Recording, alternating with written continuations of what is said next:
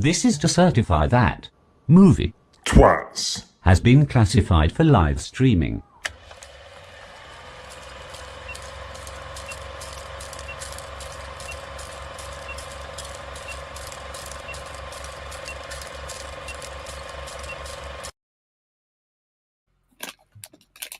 Hello. Good evening, ladies and gents, and thank you for joining us for another week on Movie Chats. I'm Big Steve, this is Little Steve, and we hope you've had a great week since the last time that we've seen you. Stevie, what have you been up to, my friend? No, not really. I've been off, so obviously just been doing stuff around the house and trying to survive the hot weather for the first couple of days. Mm-hmm. And bloody hot on it, and now it's cooled down. It was hot. It started off being hot yesterday afternoon, and then I ended up getting stuck on the M53 for 2.5 hours. But yeah, let's the least said about that, the better. Yeah. So, how did your day go yesterday? Really, really well. Yeah. It cost me 150 quid that I didn't know it was going to cost me. I waited 2.5 hours on the side of the M53. The bloke towed me home. The the AA man came out about 20 minutes later and opened the bonnet and, oh yeah, I can see what the problem is. Plugged it back in. Thing was fucking fine. Pardon the language. Yeah. It was a connector on the alternator fell off because in the Mini, obviously I'm doing 50 on the motorway. The Mini's bouncing around, so it must have bounced loose and disconnected. And I thought it was the fuel pump because I was getting no fuel through, and it wasn't. The alternator just wasn't connecting, so everything was working. It was just not getting the spark. So, yeah. Oh, you know that's a common issue, that is. Yeah. Life of a classic car owner, Steve, I think we're going to put this down as. So I'm going to book myself into a night course and become a mechanic. Yeah, I think that's what you need. Yeah, with the 3 cars that I've got at the moment, I'm going to do a night's course. Anyway, that was my day yesterday. Today was a better day. Today was a better day. So, back to normal then. We have our normal segments making a return. We've got movie news. We've got homework movie. We can go through some pickups if you've got some pickups, but I have got videos for them as well. But I know not everybody watches the lives that watches the pickup, so it's fine. So, yeah, we can do some of that. So, good evening, Kevin. Thank you for joining us all the way from across the pond. Elaine, always a pleasure for seeing you. Jeff, thank you very much, my friend. Thank you for coming. If you haven't already, please say hello in the chat so we can say hello back. We're not as posh as some of our other channels or other friends where we have a whole hello segment. So we don't need 2 minutes to say hello so far, do we? No, we don't. However, it's good to see we've got double the amount of viewers than we had last week. So Yeah. That's always a bonus. It's always a bonus. Right, shall we jump into the homework movie? Yeah, go for it.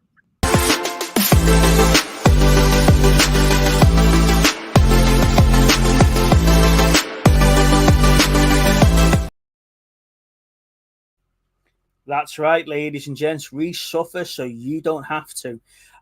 This week's homework movie was selected by The Wheel, and it was how do I put this? The very entertaining Watchmen. Now, Steve, when you see this film and when you realize it was Zack Snyder, you sort of realize what he was sort of aiming for with the DC movies. Oh, 100%, yeah. Right. So it is a superhero movie. It's based in 1985-ish, is it? Something like that, yeah, I think so. It's based in the mid-80s. It spans over decades, doesn't it? Yeah, and superheroes have been banned of it. Yeah. So you can't have any superheroes or anything like that. So it follows the life of some of the start out superheroes that obviously got for the band there, and you see some of their relatives and people they inherited the mantle from and stuff like that throughout the film. Yeah. It's a great take on.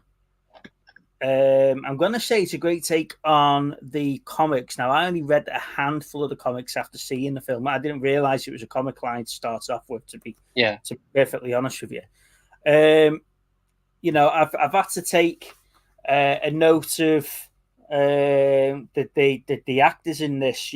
Jake Earl Harley, who played Rorschach. You've got Malin Ackerman, Jupiter. My God, she. If you don't know who she is, she's the mother from Billions and stuff like that. She's in. You've got Patrick Wilson. You've got Matthew Good, who plays. Is it Ozymandias? Billy Childer is Manhattan. Jeffrey Dean Morgan is the comedian. It's got an absolute great cast in the film, and the story is just brilliant. Really stuff. And I was very surprised it's only got 65% on Rotten Tomatoes. I think the thing is, there's a few different versions of it out, because one of the things that I've found is I'd never actually put the Ultimate Edition on. I've watched the normal one many times, but when I put the Ultimate Edition on to do the homework, I was reading up and it was like it's 165 minutes. Yeah, it's running just time, 3 hours long, isn't it? Yeah, well, the new one is 215 or something like that. It's like an hour and 65 to 215 or something. It's a significant difference, but they chuck a lot more stuff in it. There's a lad reading a comic that keeps popping up. But it definitely feels a hell of a lot longer movie. They've done the Snyder effect on it, definitely. Yeah, well, it's 65% on Rotten Tomatoes, and 186 million worldwide it did in the cinema, so it was considered as a major flop. Do you think it dropped too early, though? I think for what it is, yeah.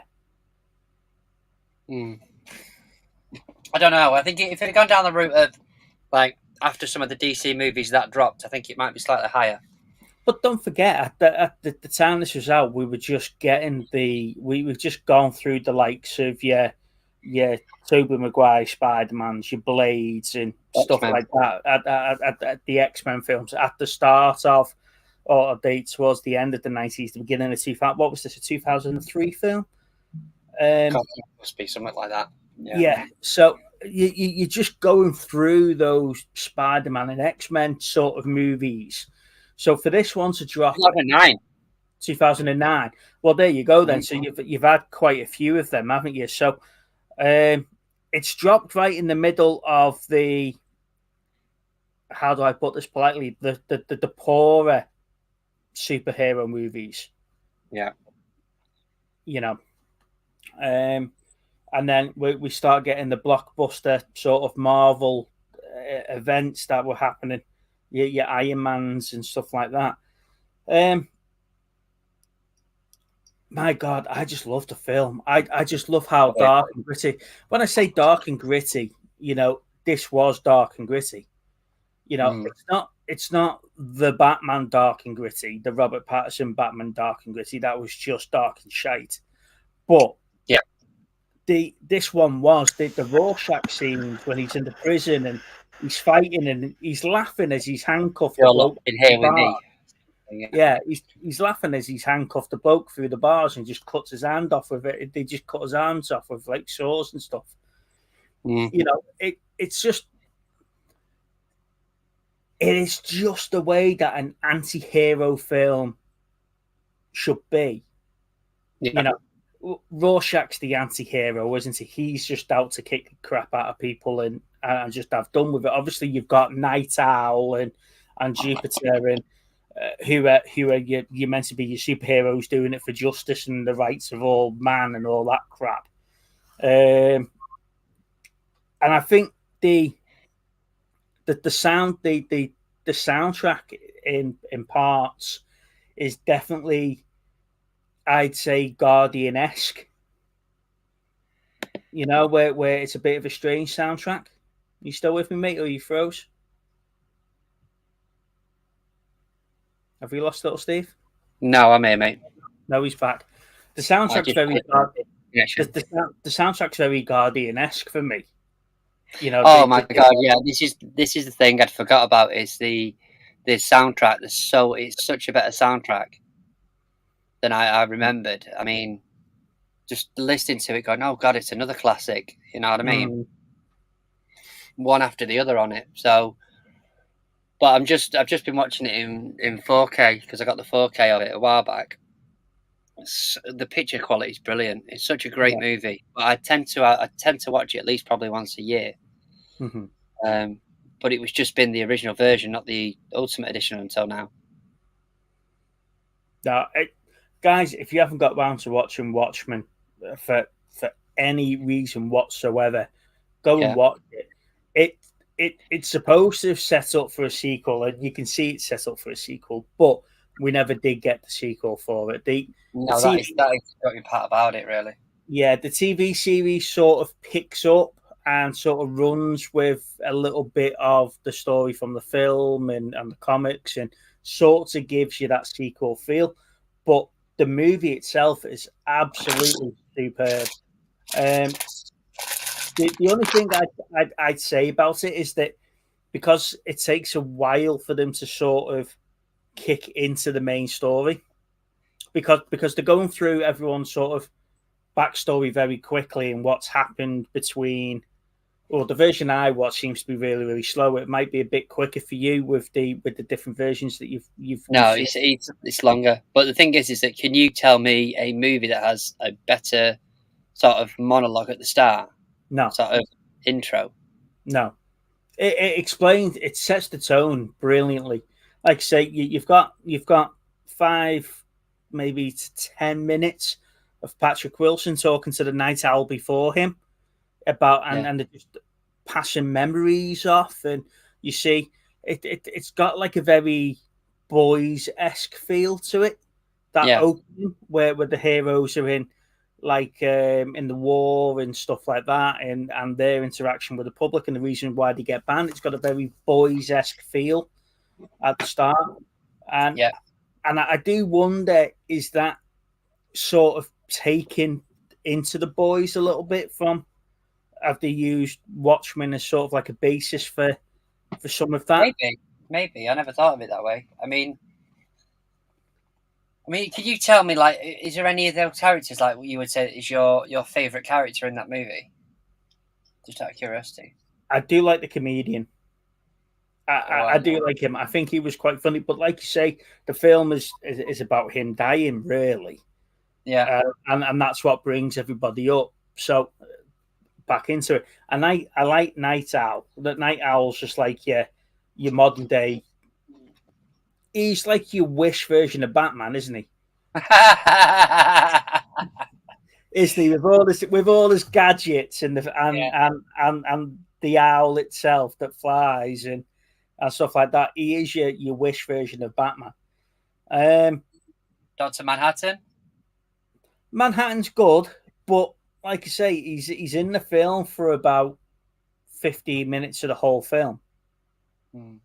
Isn't it? Because he takes himself off to the moon and starts doing all his bits up there. So you see the bit about the whole cancer and the radiation and stuff like that.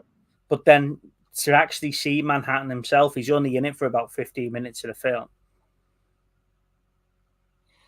Yeah, there is, like I said, there is a little bit more of him in this other one, this other version. But I don't know. Yeah, it's like the comedian. The funny thing is, when I was watching it, because I'm watching it in 4K, like you can really tell that first opening scene where he's getting the crap kicked out of him, the comedian, you can tell it's not the actor. It's bizarre because he's getting thrown about here, there, and everywhere. But I like him I like it that they play the guy who plays him. I think he's a good actor. Yeah, and I've seen him more in the movie. I don't think they really. The problem is with this film is that it's a bit of everyone and not a lot of one. So he's trying to play multiple different character stories at the same time. But I think they did it better in this than they did in Justice League or in Batman versus Superman. You know, your whole drawn out origin story was the fact that they've been banned as superheroes. Yeah. That was it. That opening sequence was, we're superheroes, we're great. No, we're not. We're now banned. Move on. Yeah. Gone. And that was everyone's origin story. You know, you don't need to know where Night Owl has come from or where Jupiter's come from or anything like that. And they don't really explain any of that. No. Well, Jupiter's took over from her mum, and the comedian's a dad and stuff like that. You see that sort of play out in flashbacks and stuff. But other than that, there's no long drawn out origin sequences in any of the films. Yeah. In any of the films, sorry, not any of the films. It's not like we've had any more. It's a shame we haven't had any more because I would have loved a sequel to this. Yeah. But it's just superb. Like I say, graphics wise, even the dark shot sequences were still lit for you to see it. There's parts of the Batman where you're thinking, what the hell is going on here? I think one of the shots that they did do right was the funeral with the rain falling and everything. It looked amazing. Yeah. Sorry, that's the PA coffee turning up. Oh, is it? Yes. I'll just wait for mine. But yeah, that funeral scene, it's brilliant. And like I say, the soundtrack that goes with those scenes, was bang on the money. Totally bang on the money. There you go. What's Jeff saying? The Ultimate Cut's got 24 minutes extra of action packed. Christ. Sex-laden scenes not seen in the theaters, as well as that's it. So you've got 24 minutes, and then you've got the short tales of the Black Freighter, re-edited into the film. Because there was a couple of times when I was watching that. Hey, Lynn. There was a couple of times I was watching that, and I was thinking, what the hell has this got to do with this at all? But it's just some kid reading the comic in the middle of it. Yeah. But I agree with the 24 minutes. They do make a difference on the actual film. But I just think he's literally I think your Justice League sort of thing has just been like a carbon copy of that film style. Yeah.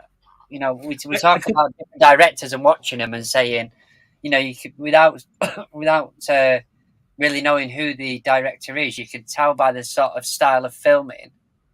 Yeah, a John Woo film and a Christopher Nolan movie. Yeah. But obviously back then it wasn't really his thing, was it? No, but I could definitely see what he was going for in the Justice League movies. If he got a sequel to Watchmen, that would have been brilliant, and that would have set him up as the go-to James Gunn superhero, sort of that genre at the time. Like I say, I think James Gunn's a prime example of what happens when you let him run with something and you give him the time to do it. You know? And Watchmen was brilliant, and I think if it did better worldwide cinema, like I said before, I'm just reading back on my notes here, 186 million worldwide it did in the cinema. But like you say, 2009, it's a little bit later than I thought it was. I thought it was 2003. But like I say, you just had the shit Spider-Man, Tobey Maguire films out. The shit Spider-Man, love that. Yeah, you've got the later X-Men movie, which weren't great. X-Men 2 and X-Men 3, The Last Stand, that was out round about then as well, if I remember correctly. And then obviously Marvel kicks off with Iron Man, because Iron Man's 2009, is it? Fuck me, is it the same year?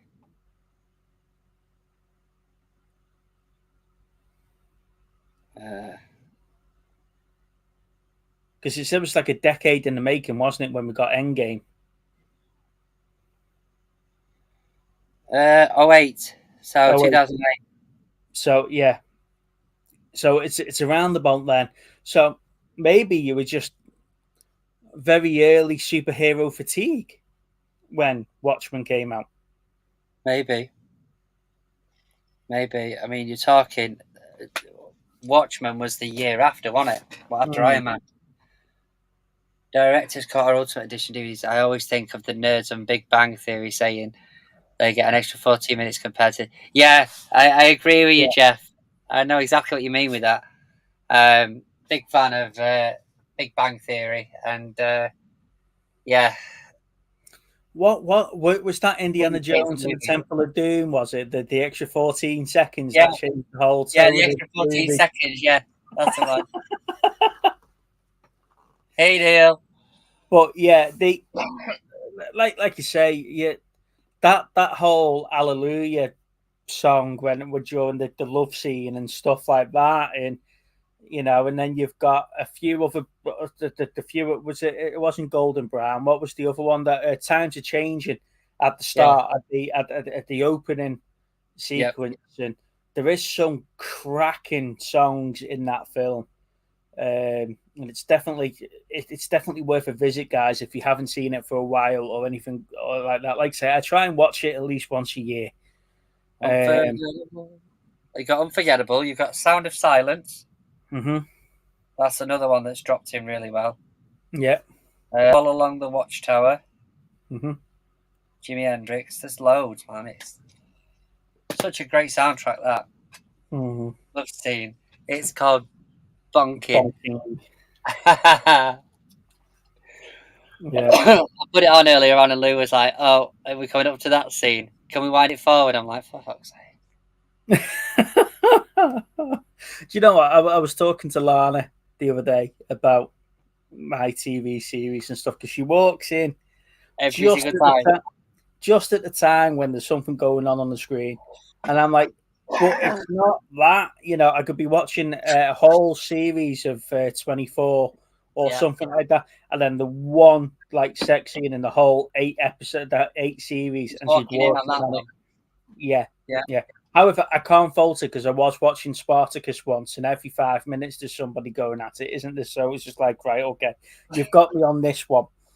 That's why she says you're watching your Roman porn.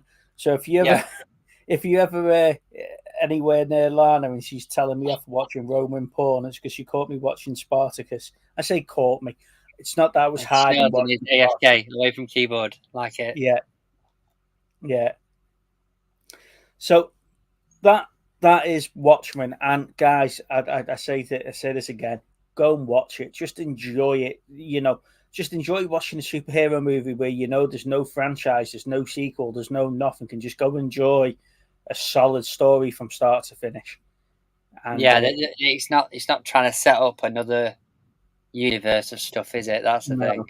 No, it's not. We'll see if we get any special guests come on when we throw the link in later, and they can recommend the film, because like I say, I may or may not be here next week depending on what time we get back from holiday. So we'll see what special guests come on, and we'll get a film from them. If not, we'll do the wheel later on. In the meantime, let's move on to movie news.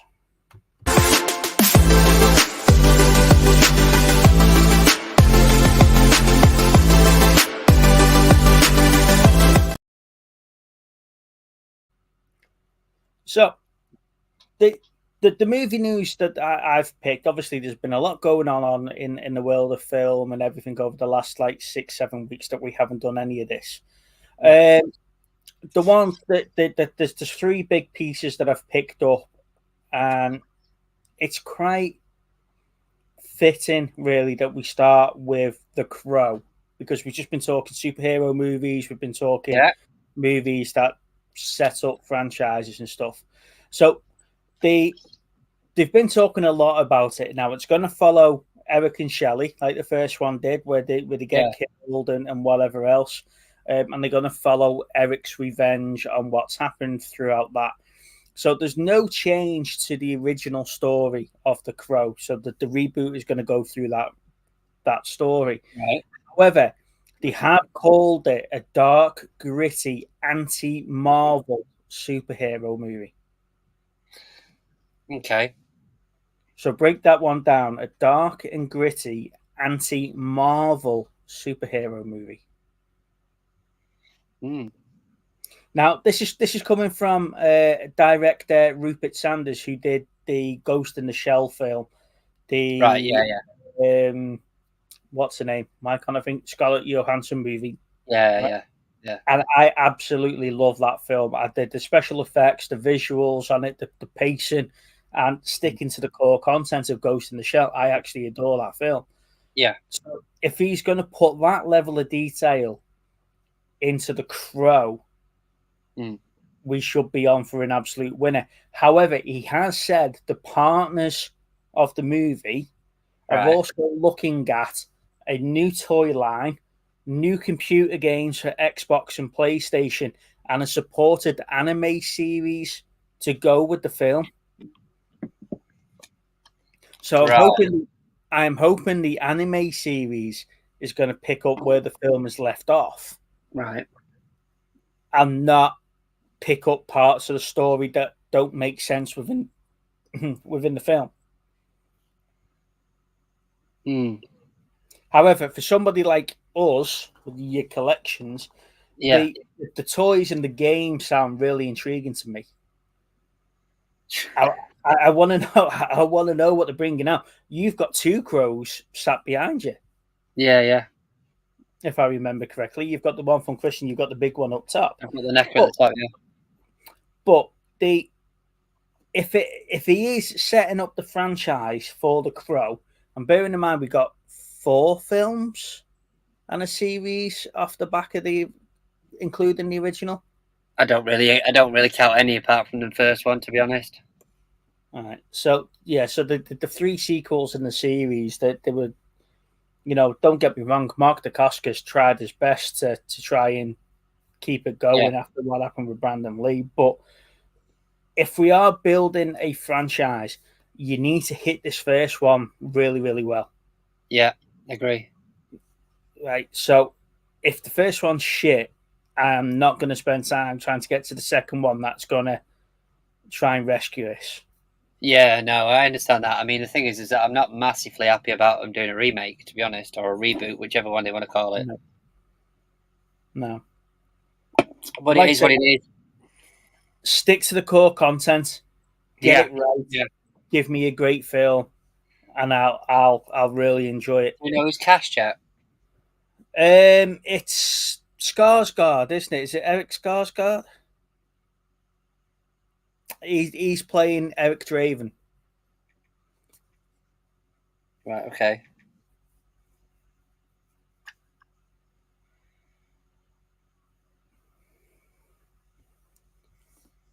But like I say, other than that, I don't really know much about it. I'm trying to avoid reading about it. I want to go into this with an open mind. But Steve, you know me, when I start reading it and I start watching trailers, I get too hyped and I end up being disappointed. But like I say, it's that sentence there. It's going to follow the storyline from the first film, and it's going to be a dark, gritty, anti-Marvel superhero movie. Yeah. Like I say, we'll see what they come up with. We'll see what they come up with, mate. But for me, not massively a big fan of a reboot or whatever. So we'll see what they do. No. I might be sat here differently in in 6 months' time saying it was amazing. I'm hoping we're having that conversation.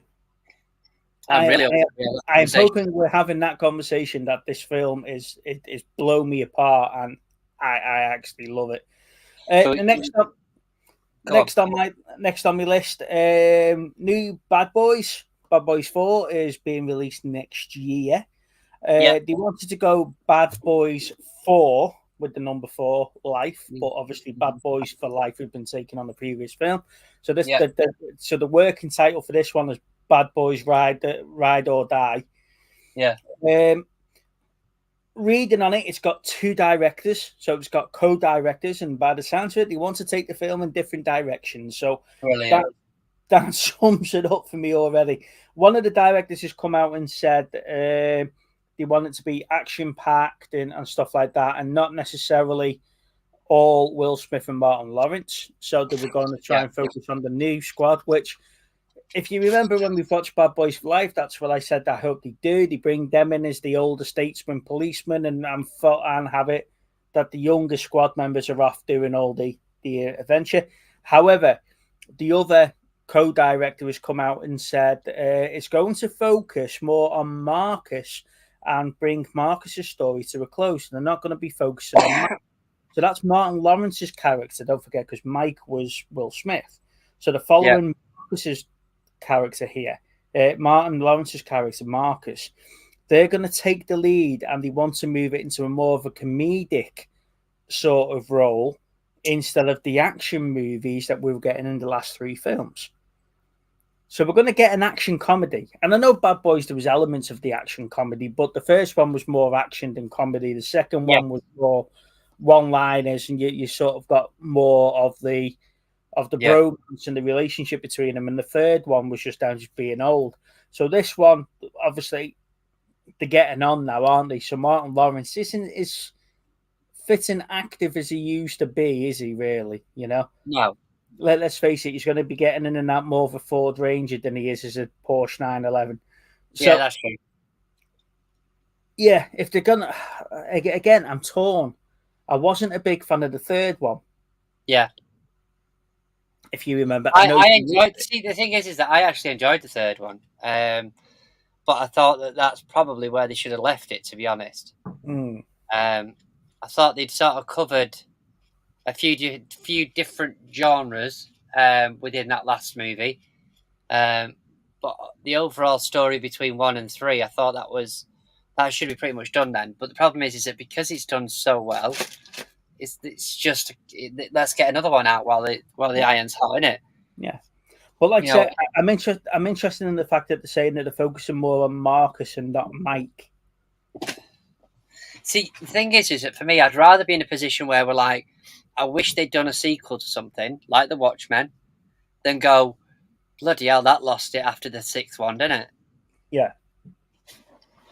Do you know what I mean? And that's the thing for me, is that there's not many that have sort of aged timelessly, you know. No. And I don't know. I thought 3 was a magic number, really, but we'll see. We'll see what they do. I mean, it's going to be. I should imagine it'll be funny. Yeah.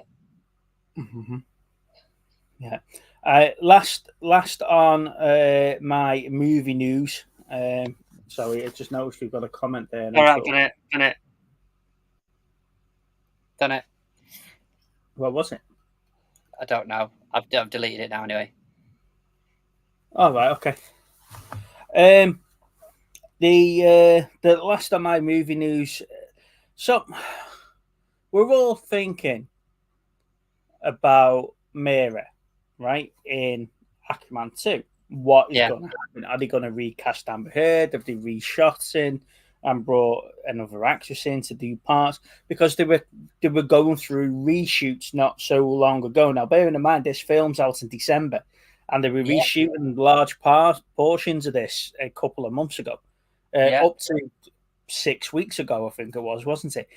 Now, Amber Heard has come out and said her role in Aquaman 2 has been reduced dramatically.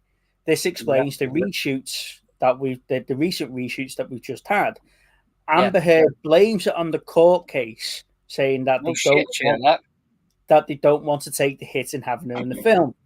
James Wan, who's the director, has come out in defense of the reduction of Mira and said he's always pitched the second film to be a bromance movie between Arthur and Orm.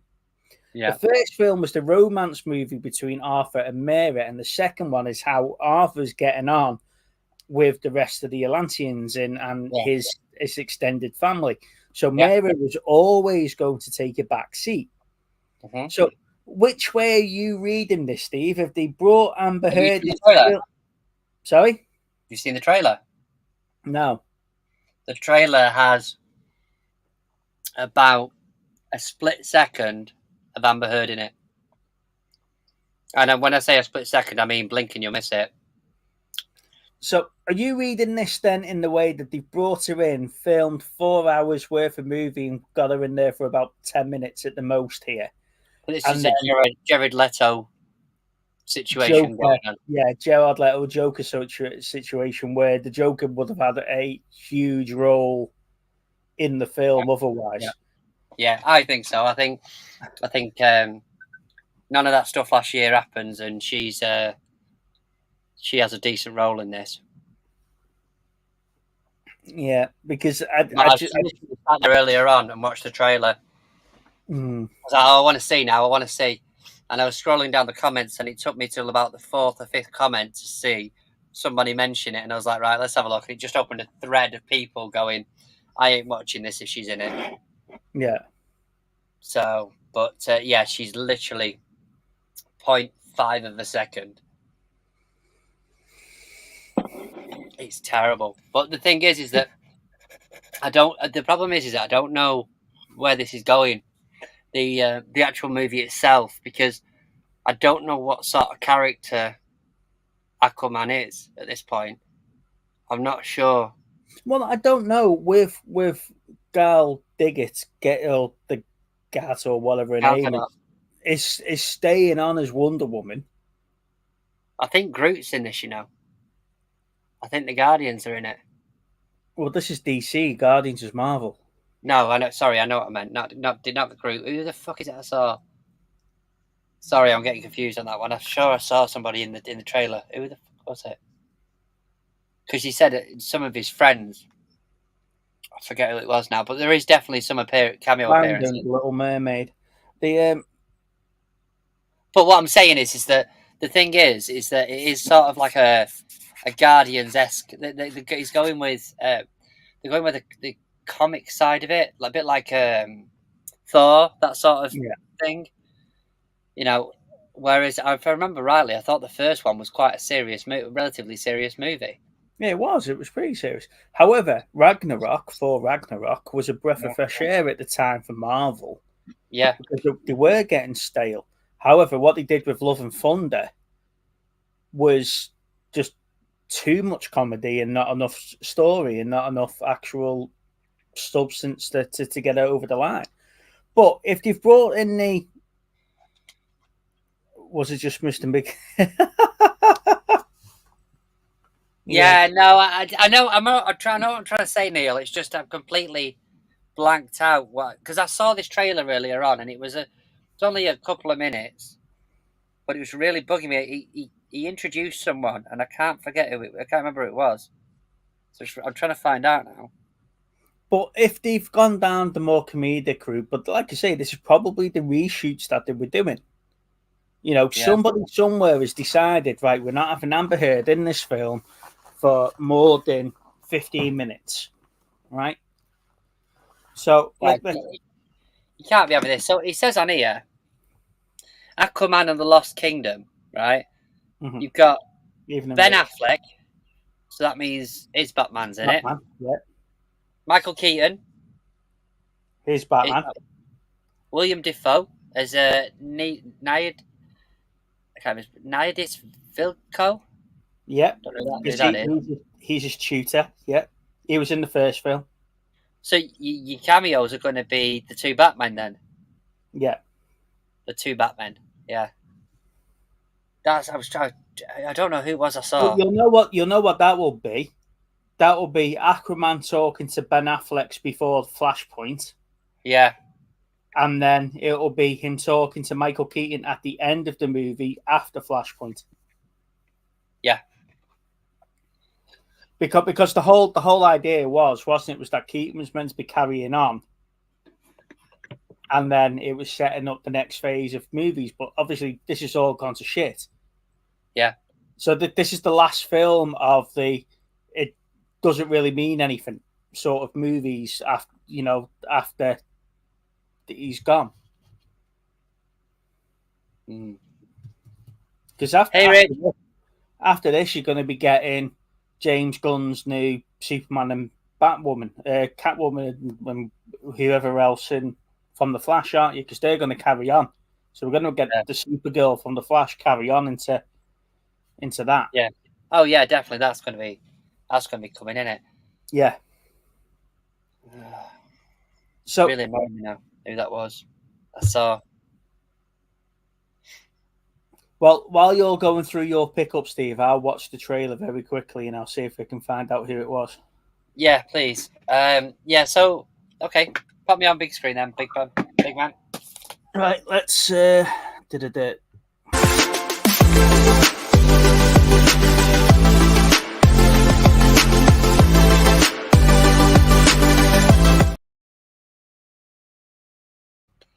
So let's go through that, and I'll be very rude and watch this trailer while Steve's showing me what he's picked up. Just make sure you mute yourself or something then. What, so you can only go, fucking hell. Yeah, exactly.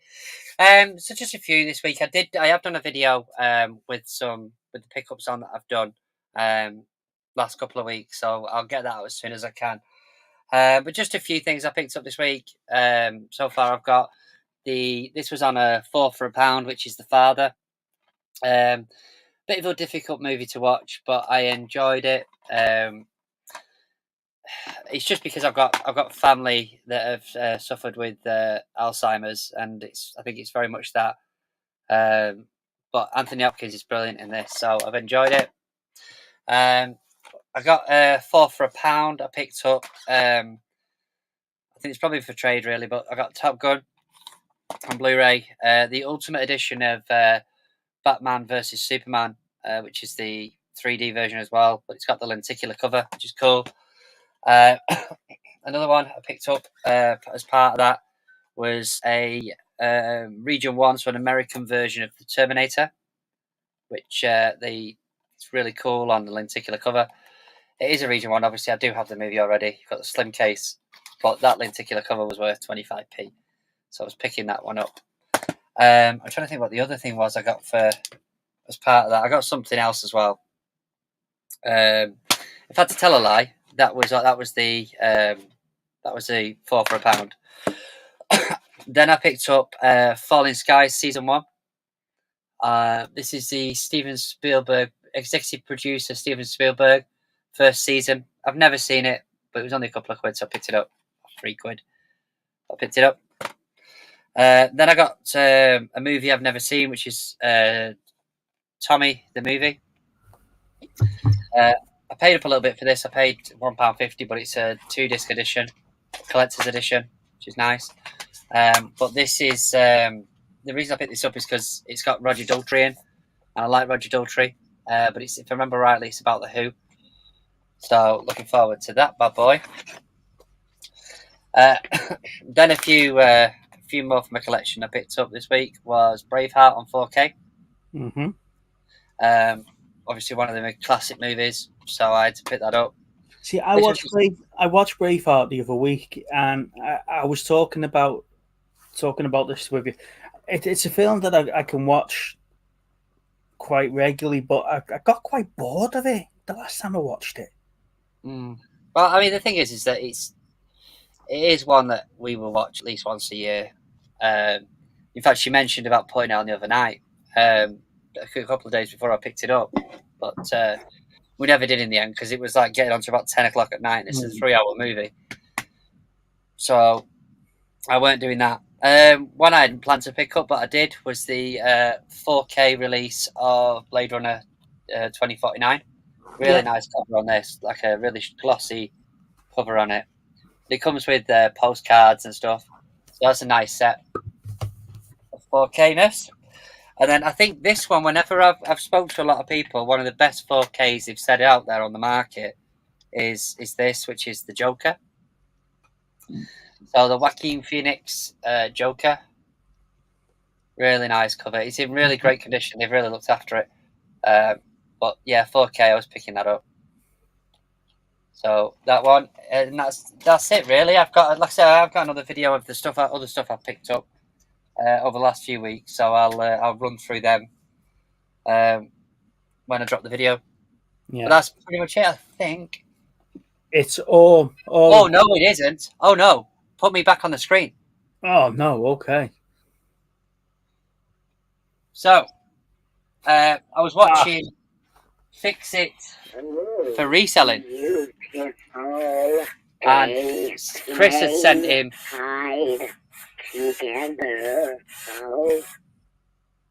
I still have no fucking idea what that bastard thing's saying.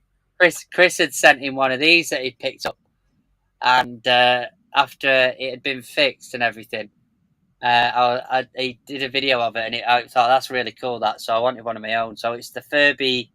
Very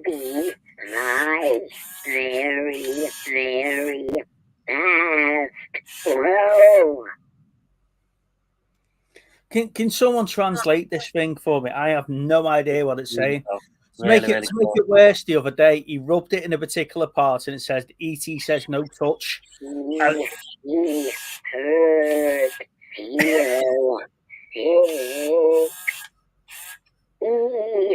Now he does light up on his chest there, and also his finger as well. That does light up. ET, show me where Elliot touched you. Best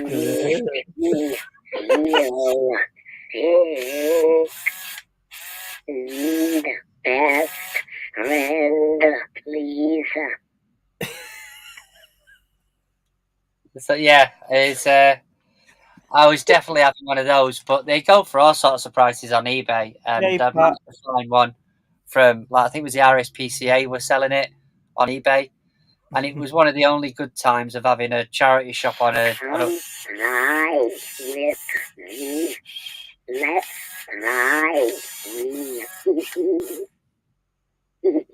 Hey Pat. So yeah, the RSPCA, I bought it off eBay. I think it cost me about £18 something in total, but they go for stupid money. But this is immaculate. It's really good condition. The batteries is no leak. You don't. This is the point. You don't turn these things off. This thing's now running the show. So yeah, but I'll pop him over here. Hopefully he'll go to sleep soon. But he goes with my other ETs, which obviously will get moved around. No, it won't. That's what he's saying. No. And that's the one I got off Chris. I've got another one up there somewhere, and then the one I already have. But yeah, I'm gonna have to take the batteries out soon because I don't want to end up with it rotting inside. But yeah, it's well cool. I was so chuffed with that.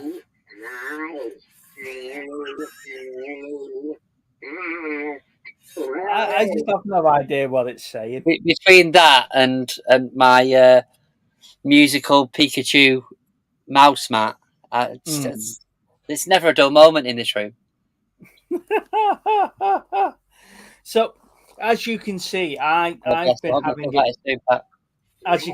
having a clear out and a move around. So that was the bottom shelf that's now been promoted up here. And I'm getting a small collection of Bucky O'Hare figures. Yeah, it seems to be you've really started picking those up, haven't you? Yeah.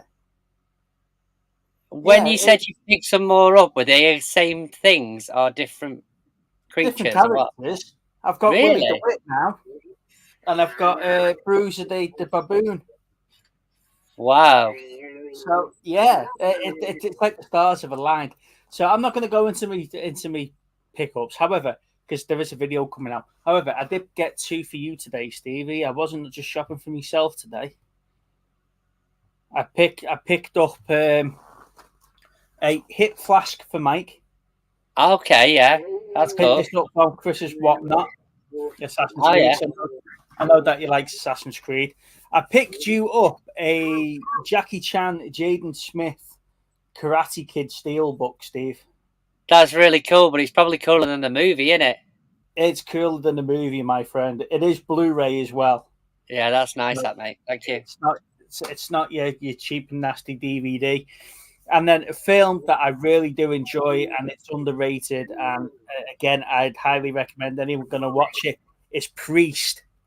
I think Carl Urban is absolutely brilliant in this film as the bad vampire. But It's a good job I don't collect steelbooks, Steve, because I just love that. That looks cool as thing, you done it. That is really nice. I do love the artwork. So it'll need a little bit of a clean, but it's not scratched, it's not dented. That's really cool. Thank you very much for that. Those were £2 each. So we'll get them off to you at some point, Steve. He said good night. There we go. He's asleep now. Okay, thank God for that.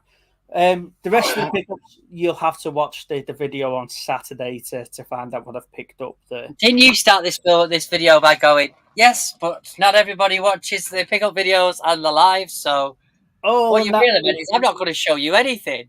You're worse than Chris. Chris will spend Monday telling us what's going on, but then saying there'll be a video out about it, so I can't really tell you. I can't really show you. In that case, then, I got Willie DeWitt. Oh, of course, yeah. I got Willie. I got Bruiser.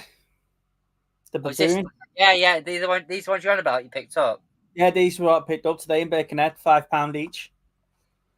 Yeah. And then I got this one off Chris's Whatnot, the Storm the Storm Toad. Yeah. And then I got Bucky from Z when I went up to see him at the weekend. So which Whatnot is that from? This wasn't from Whatnot. This was from Z. The other one. The Toad. Tuesdays. Yeah, I got my parcel today. Bloody hell, we're still waiting for Lou's. Yeah, that one I got on Tuesday. I was going to say I thought you did. Yeah. So it was strange because we were only talking about. Well, speaking of Z Shop, hang on. Can you please stop begging him to get his willy out? Sorry, Neil. I'll try not to. So, I did put this out on the video. Yes. That is awesome. It is awesome. I do love this figure. I have to get him out the box, though. You can't. Don't do it. It's an awesome figure, Steve, and he needs to breathe. Right, okay. But keep the box, though. Look at the detail on him, though. It's awesome. Keep the box. Look at that. It's awesome. The battle damage on him as well. But which head do you go with? Because you can't have both. He's not going to hold it. I don't know. I would say the human one. When you look at it, when he's sitting in the chair, both heads, he looks absolutely amazing with his helmet on and without his helmet. Yeah, but you don't see a lot of the figures with his helmet off. But you don't see RoboCop shining his helmet anyway. Why are we talking about shining his helmet? I don't know. Willies and helmets, it just seems to go. Okay, fair enough. I can see where you're going with that. But, yeah, I just don't know how to display him. But part of me wants to keep him in the box. But part of me wants to get him out as well. I'm torn about what to do with that. Really torn about what to do with that. But yeah, there's my pickups. Now, I would have had a 4K player. Oh, yeah. Even at 50 quid, that would be an absolute bargain. Yeah. You know, but for those that never saw the video at the weekend, we went to see Z. We were going to Blackpool, obviously, to take the car through the lights. And we dropped off at Garstank. We went to see Z. We got talking, you know. He let me have a good rummage around the boxes and the toys that he hadn't sorted out yet for that he's been picking up at the boot sale and stuff. And I found Bucky and I found Thrust and you know, so we paid. I sorted them out the money for them, and then we got talking. I bought Lana's anniversary present there, you know, because she spotted something she likes, so I got that while I was there. And then he said to me, "You're still looking for a 4K play?" And I said, "Yeah, of course. I'm still looking. I haven't bought one." He said, "I've got one at the back. Come with me." So we went round to the back. He got it out, and we looked at it. We were talking about the deal. We agreed the price, and it took us from the time to walk back from the kitchen to the till at the front so we can pay it by card. He said, I know what I'll do. I'll just take it off eBay now. And then he couldn't find it. Right. And I was like, what's going on here? And then when he looked, he'd literally sold it in the 40 seconds it took us to walk through the shop. I was like, you little bastards. 40 seconds it took us to get from one side of the shop to the other. The best thing about it is that Bex and Lana were laughing at us because obviously we were doing dodgy dealings in the back of the shop. Yeah. And this one just never went ahead. But Z sold it on eBay before we could take it off and sell it to me, unfortunately. So I would have. How long did he have it listed? Because I can't imagine it being long. Wasn't long.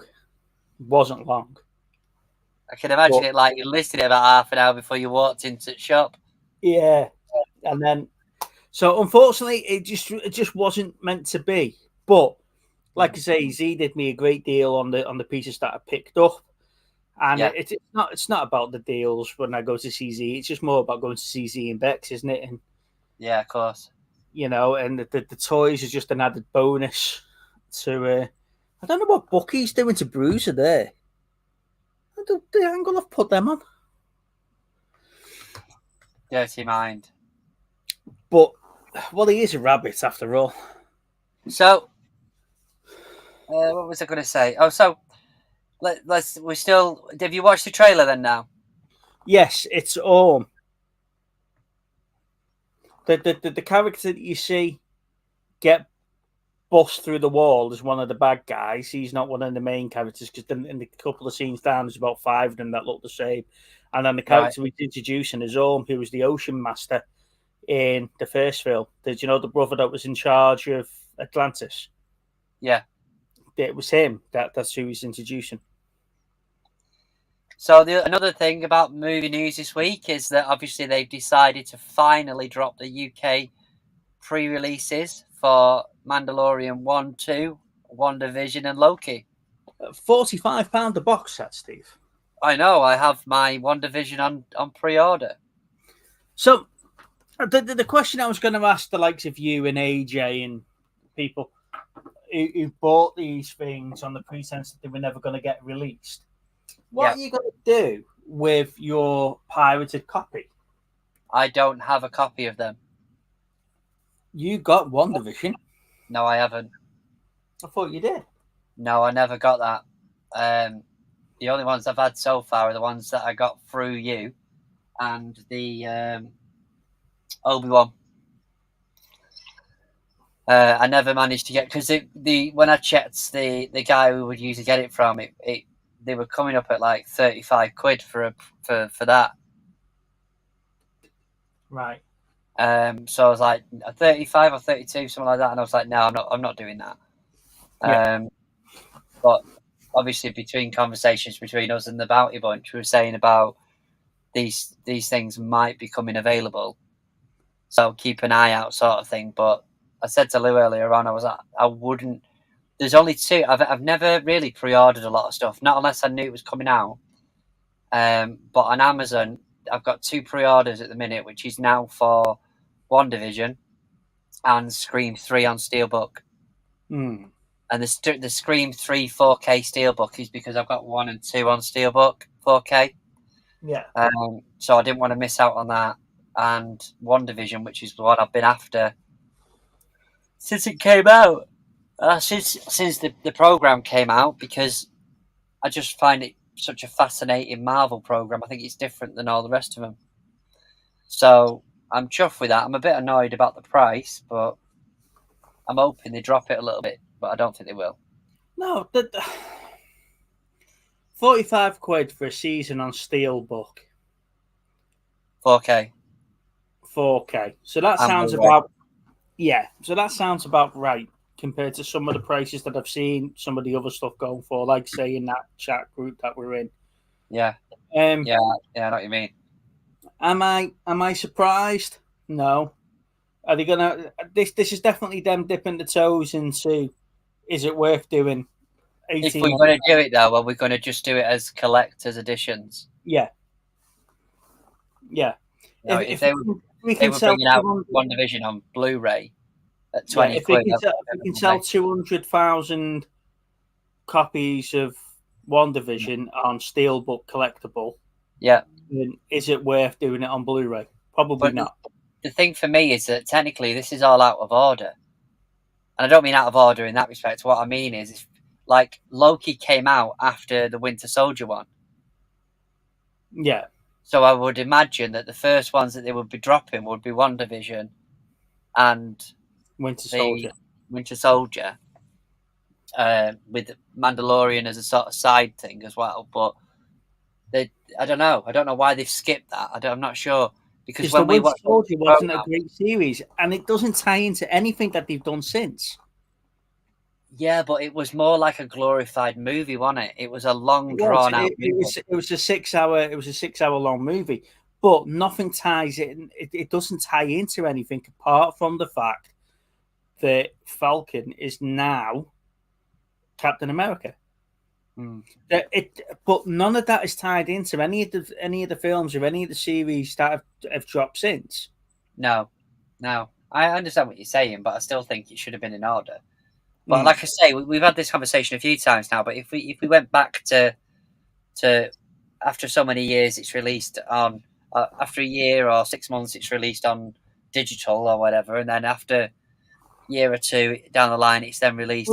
Why Wanda's dropping now, don't you? No, because of the Marvels. Don't forget, Rambo is heavily involved in WandaVision. You see, it was a child in Captain Marvel. Yeah.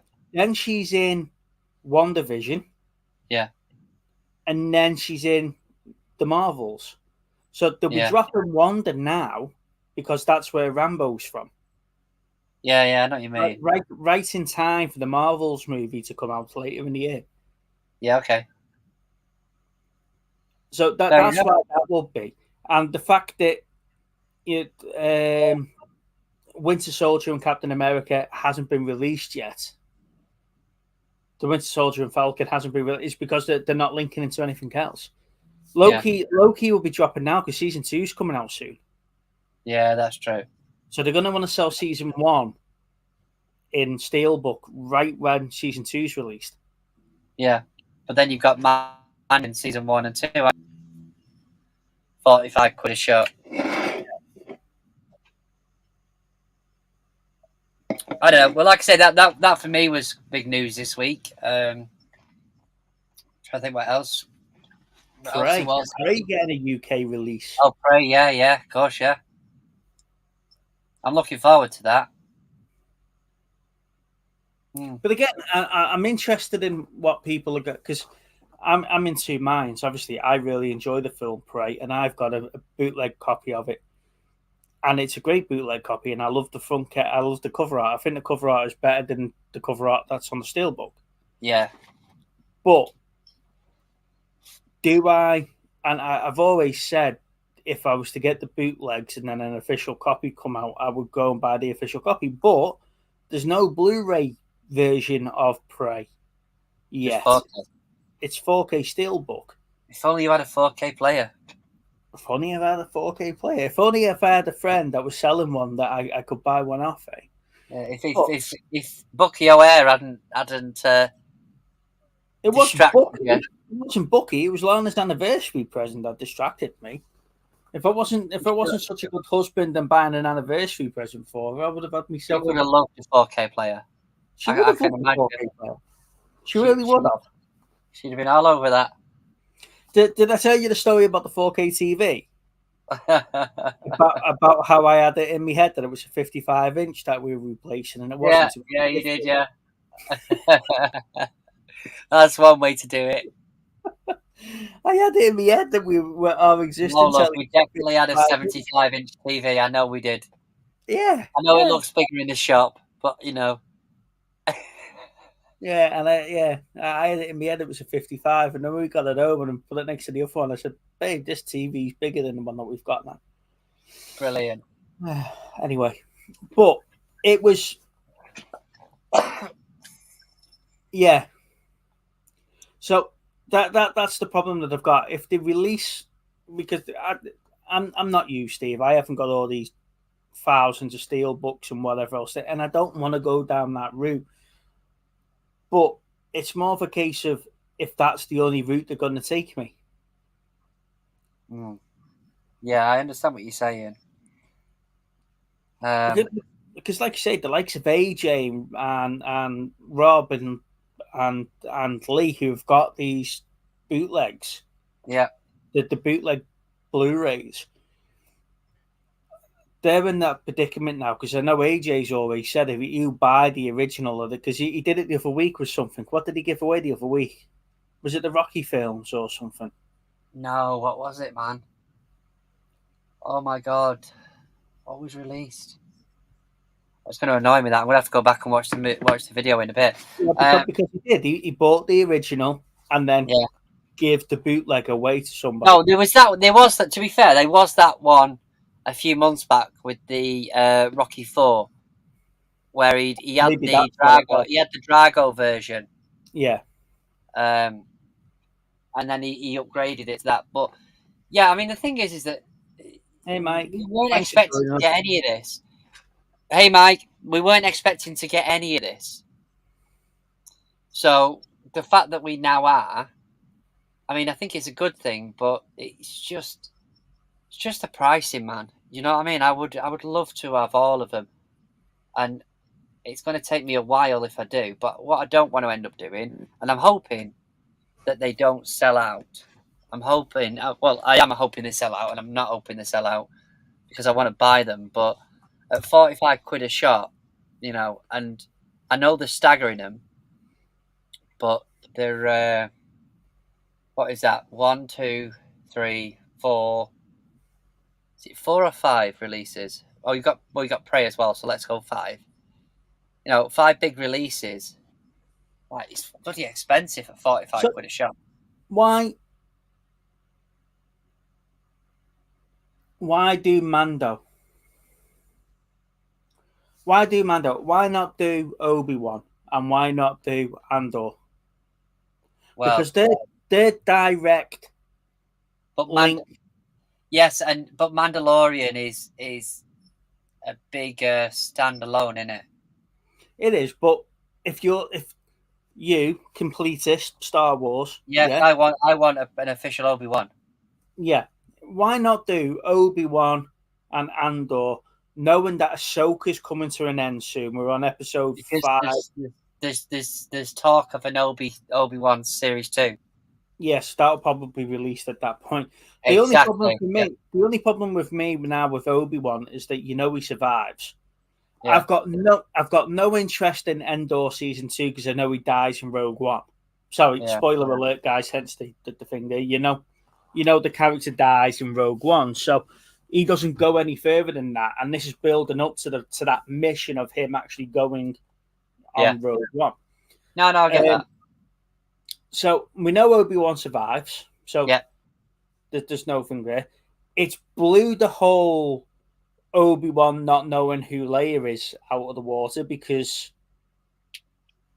or Leia not knowing who Obi-Wan is because he's just rescued her in that season when she was a kid. And let's put it this way, you're 8, you got to remember that. Yeah. Right? So to me, they got around that with just going, you forgot who you are now. Gone. Jedi mind, move on. Yeah, next series, and then you've not created that plot hole there. I've watched Ahsoka today. I've watched all 5 episodes of Ahsoka today, and I do love. Is it Roxanne Dawson who plays Ahsoka? I love her and other stuff like Clerks and Daredevil and stuff like that. My God, she's playing Ahsoka very woodenly. Is she? Yeah. Ahsoka, if you remember going back to the cartoons, Ahsoka was very bubbly and, jokily and stuff like that all the way through. She was like the comic relief to a very serious Anakin. Yeah. But in this, she's the serious one. And the way that Serene and Hera are talking to each other like they don't know who they are. Oh, they're very distanced and very, very estranged. And then there's five X-Wing pilots Yeah. Now, Zeb, we all know that Zeb's flying an X-wing because he was in Mondo. Yeah. Well, out of the 5, the line is once a rebel, always a rebel. Hera takes a squadron of X-wing, but Zeb's not one of them. So it just blows me mind what's going on with Ahsoka at the moment. I am devastated that Ray Stevens is dead. Is died because his character Lord Balin is absolutely brilliant. He steals the scene every time he's on the screen. Oh, okay. Yeah, he's rescuing the series for me, but unfortunately, we're not going to get him back in season 2. But we're coming into three episodes left, right? And hopefully they find Ezra and hopefully they find Thorn, and we don't get this I'm hiding behind the door, get ready for season 2 sort of thing. Do you know where you see a silhouette of him walking down the corridor or something and it goes off and then we have to wait for season 2? I just hope we get that. But Ahsoka to me has been a big miss. Andor for me has been a big miss. And 4 episodes in Obi-Wan we could have got away with not having. And Mando 2.5 in the Book of Fett, we could have got away with that whole series not happening. Again, Boba Fett's a monster. Right, so he's an actual monster. So why make him a good guy? I got a $2.99 bag of figures the other day from a charity shop. Well, this is one way of getting me off my rant. Go on. That's what I'm doing. So see how I cleverly did that? I think that's Batman Brave and the Bold, isn't it?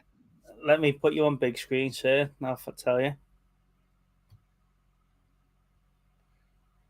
Yes. Right. So the reason I paid $2.99, and she told me it was $2.99, not $1.99 like the other bag was because Venom was in it. Which is pretty cool. That's like the Venom that I picked up off the whatnot the other week. It's a purple one. Yes. Yeah. Do you remember I mean you were bidding for something and then you said you wanted it and then you went out and I bought him? Oh yeah. That's that one. Yeah, so that's pretty cool. But who's this, Steve?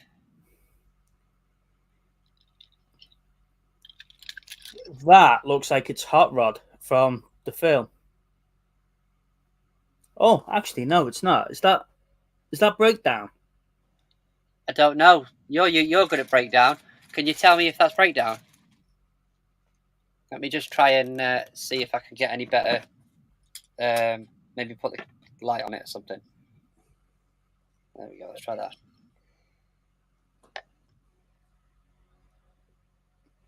Ah, that's the bounty hunter from the last night. Is it? Yeah. What? It looks pretty cheap and tacky. Is it Breakdown or Scourge? I'll send you a picture of it, but I meant to ask you the other day. In fact, I did take a picture of the bag, but you didn't really answer me back.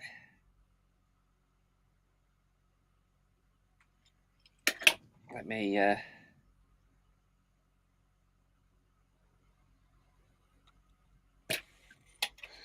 Yeah, send us some pictures so we can have a look at them properly. I've sent you 2. She should be all right with them, I think. I mean, it's very flimsy. It's very cheap made. It's not anything major. But I wanted it. Obviously, wanted Venom. Let me collection.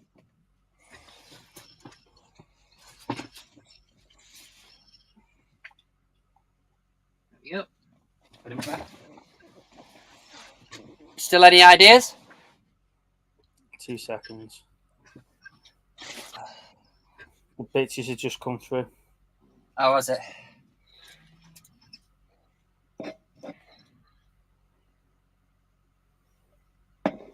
Yeah, it's the bounty hunter from the Last Night movie. Oh, okay. I think it's Scourge. Oh, fair enough. Lockdown it is.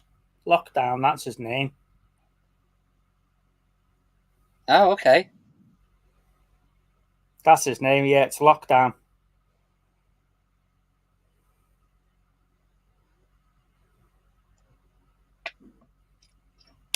No worries. I just thought I'd send it. I meant to ask you because I just thought I'd send the pictures through and see who the bloody hell it is. That's him. Can you see on my little screen? I think so. Yeah. Yeah, that's him. It's Lockdown. I think it was Breakdown or Lockdown or something. Very unrememberable character. Very unmemorable. Yeah. Hang on, let me see. Well, I'm glad I got him then in the end, but so I wanted the Venom. Never mind. The only thing for me with that, right, and it's that I know that Lockdown was working alongside like the humans to capture like to set the Autobots and stuff like that. But that whole last movie was just so disjointed. Yeah. With the Quintessons and the bounty hunters and the knights and stuff like it. It was hard to follow who was who and what was going on with that. Yeah. But I don't know. Right, I have put the link in the chat, ladies and gentlemen. So please feel free to come on and come and join us for a little bit of a chit chat and tell us what you've been collecting, what you've been watching. Like I say, Steve, I have watched today Ahsoka, the first five episodes of Ahsoka. I have watched the first 2 episodes of Lower Decks. I have watched the first 3 episodes of Strange New Worlds. And this is all before Lana got out of bed. Look, so, yeah, well, you up 1 o'clock. Well, you know me, my body clock gets me up at 4, 3:30 every morning, and then I just end up watching lots of telly. So yes, Strange New Worlds. I've started watching that because there was a couple of references to some stuff that happened in Lower Decks. So it's like, okay, I'm gonna have to go watch that and figure out what's going on there. Lower Decks is brilliant. I just love all the Star Trek references in Lower Decks. And Ahsoka, I've started watching it now, so I'm going to have to finish watching it. Like I say, I'm episode 5 now, and there's only 3 episodes left. But it's going to be another letdown series. So my question to you is, yes, you're a tit. My question to you is all these series that we are getting now that are supposed to widen the extended universes of all these shows, all things film. Yeah, totally agree with you, mate. Ahsoka has been really disappointing. I love Ahsoka as a character. And I heard like episode 3 or episode 5 or whatever the fuck it is was a masterpiece. The last one that's just been on? Probably. Where the best one so far or something. Where she's fighting with Anakin. I don't know. Oh right, okay. The last episode, season 5, episode 5, where she's go where Anakin's in it. It's been the season savior for me so far. Right. But okay. Well, now I know that's happening. Thanks, man. Ray Steven. Well, we know it's coming. It's been in the trailer the whole series that Anakin's in it. Okay. But it's brilliant. The episode's absolutely superb. It's been well done. Like I say though, that's why I've put the banner. The banner's been on the whole show, Steve. But to me, Ahsoka's just been so wooden. It's just been a dead performance from her. And Sabine, I don't know what they tried to do with Sabine, because Sabine's just been very introvert. She's just, it's just that, they haven't captured the characters at all whatsoever from fair enough. From the other 2 series. Sorry. So actually, I was asking you a question. All these series that are supposed to be expanding the universe of all these different franchises, do you think we actually need them? I don't think we need them. I think I'm hoping at some point one of them ties in well with it. But the thing is that I honestly don't know if there is a Star Wars universe without the Skywalker franchise, if you like, without Darth Vader, without all that sort of stuff. I don't know if the interest is going to be there, because the interest for that 9 movies has spanned decades. To then sort of go, well, we're going to branch out on this and that. I mean, how many of these spin-off programs are actually as good, if not better, than the originals? I struggle to see, like, you'll have the people that'll obviously read the books, read the comics, whatever, and they'll know and they see the cartoons and they'll know certain characters from things. But I think that's a small minority compared to the general public. Do you know what I mean? And we've been invested in that franchise for those particular characters for. I think with Ahsoka, they have nodded to they used a line, the Empire, Heir to the Empire, which was it span about 25 books, that book series. So they've used that line in there. So hopefully now they're starting to look at the Star Wars legacy stuff that Disney decannoned when they took it. So hopefully they're starting to look after that. We would have got if they carried on with the X-Wing series that we were supposed to have got, because that was a whole series of books as well. Thrawn, we obviously know he does come back in those books. We know that he's got his own series of books, but we know he's also dead by the First Order. So we know he's dead before Force Awakens. So we know that happens. So they're going to shoehorn another great character from legacy media, games and books and Rebels as well. Don't forget he was in Rebels, and that's where this is all stemmed from, is that last episode in Rebels where the space whales take him and Ezra away and take the fleet away. They're going after that fleet. So they're carrying on the Rebels story. Yeah. For me, this great character is just going to get shoehorned into 3 or 4 episodes, and then he's got to die. But it's coming. But you're going to waste a whole episode on Endor with characters I don't really give a shit about because they're running in one film, and we know he's dead. Yeah. I know what you mean, but it's just, I don't know. I've got mixed views on it. I'm going to try Ahsoka because I do want to see that. Lane's put watch The Little Mermaid. Has anybody else watched it yet? No, I haven't, and I'd like to know what your opinion is on it, because I've been looking at it a few times thinking, do I put it on or not? So please let me know, Elaine, what you think. I've just turned that off. That's my fault, that. Oh, you just do it now. You do it now. There we go.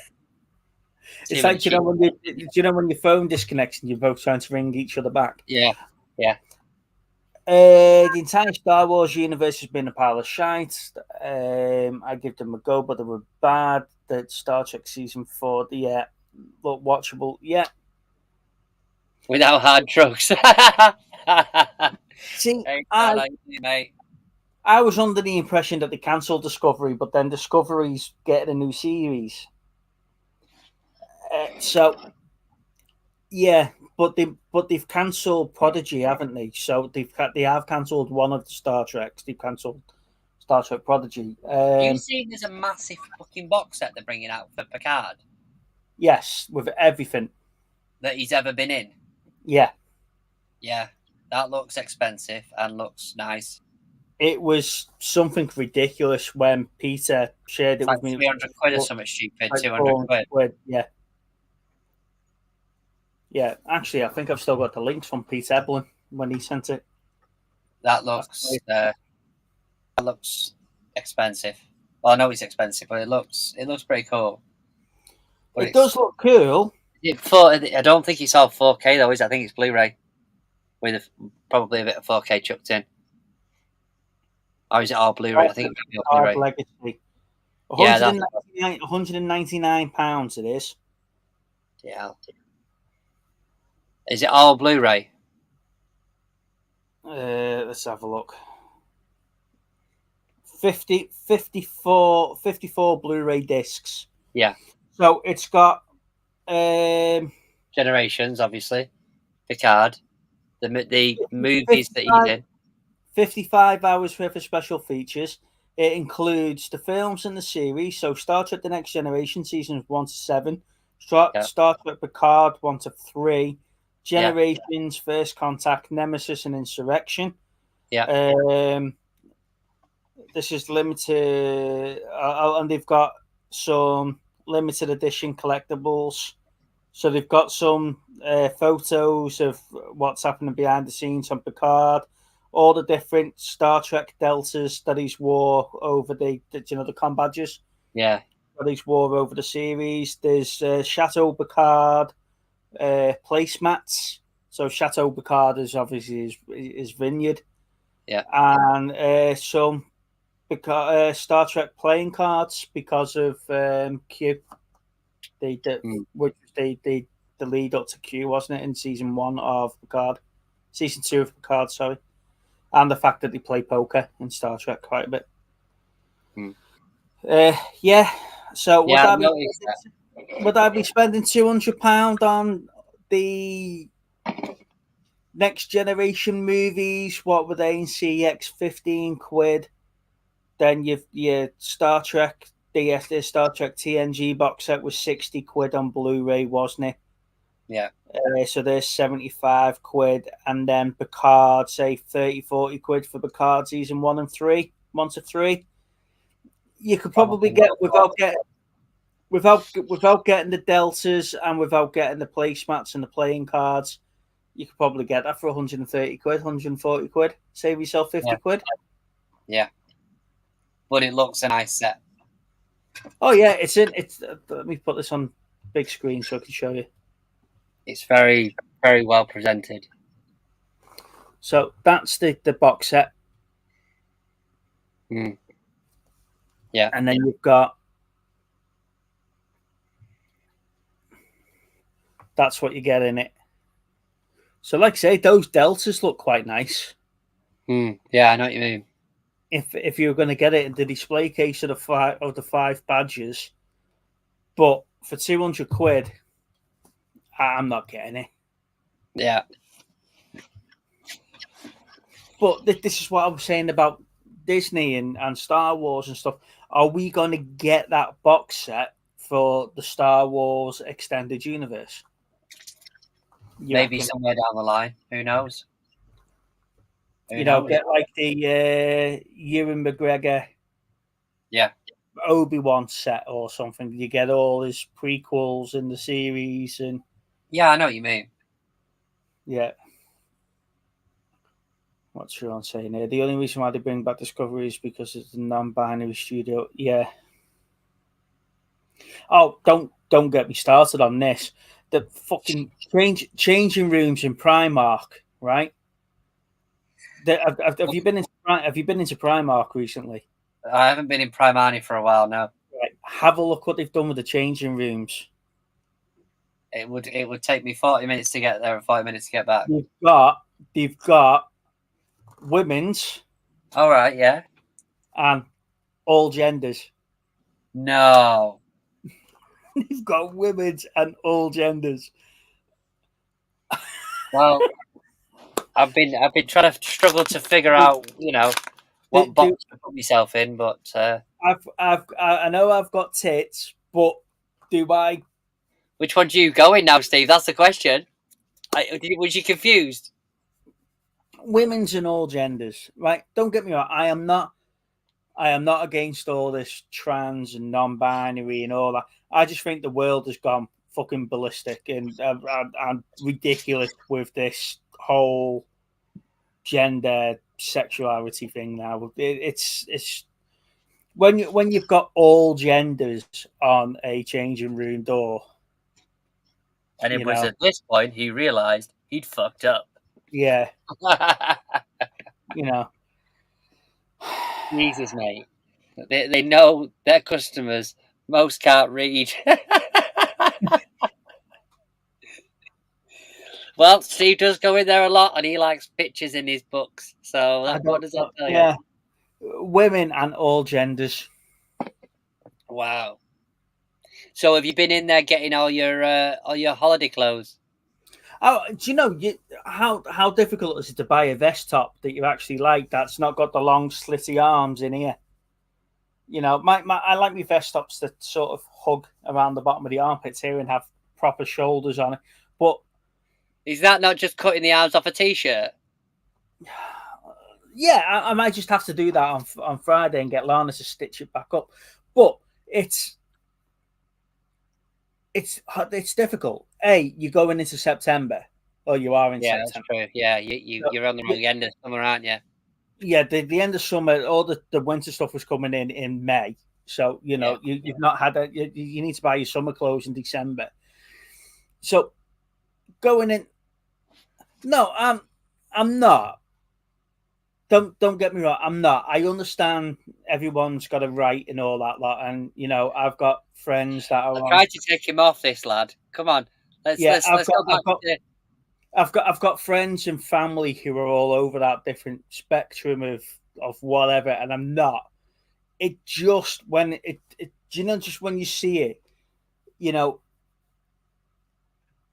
got I mean, the you changing women, rooms, but so then they're going to be singular, aren't they? but it's not.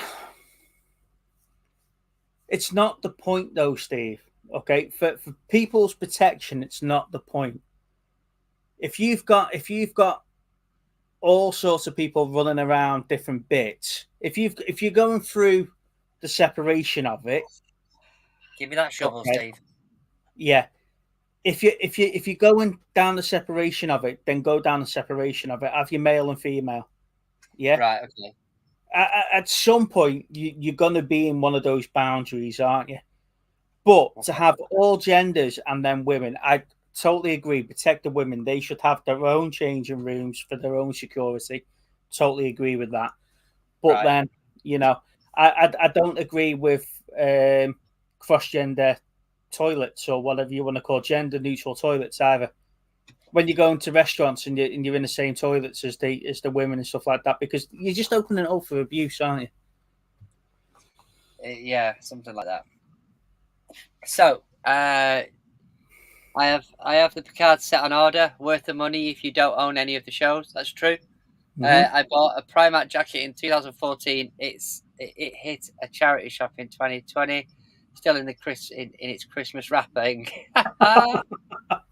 No, well, we went into Primark and Lana got me this. She showed me this gorgeous Attack on Titan t-shirt, and I put the extra large on, and it was tight, very So tight. you now XXL, Steve, or XXXXL.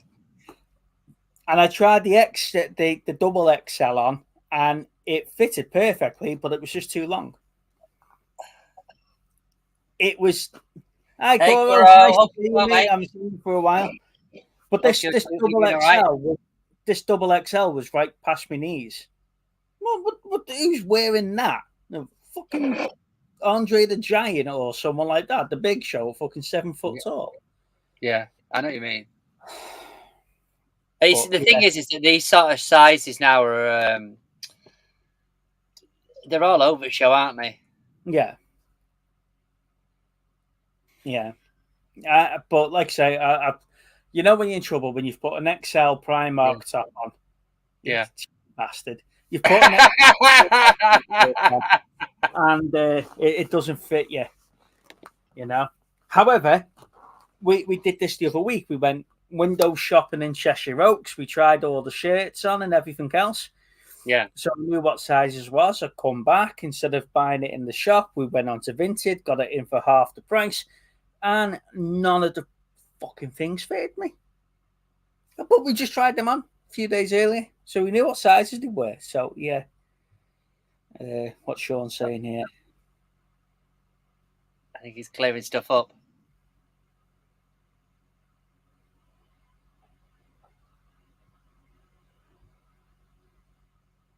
Yeah, I'm not.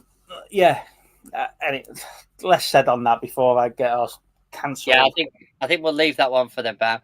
Okay, mate. New job. Congratulations, buddy. So unfortunately, I can't watch these streams anymore. This is a quick. Oh, bless you. Well, I hope you do watch it back when you get a chance, mate. And always watch this back and leave comments, mate, because we do miss. We know you still. We know you're still with us. But yeah, thanks for letting us know, bud. We wondered where you'd gone.